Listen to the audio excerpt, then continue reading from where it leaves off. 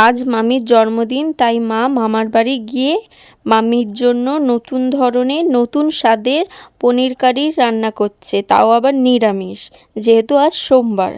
তার জন্য প্রথমেই মা পনির নিয়ে নিয়েছে।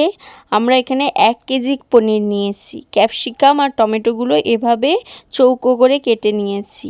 মশলার জন্য আদা, কাঁচা লঙ্কা, পোস্ত, চালমগজ, কাজু, কিশমিশ সব আলাদা আলাদা করে বেটে নিয়েছি। চলো এবার রান্নাটা শুরু করা যাক।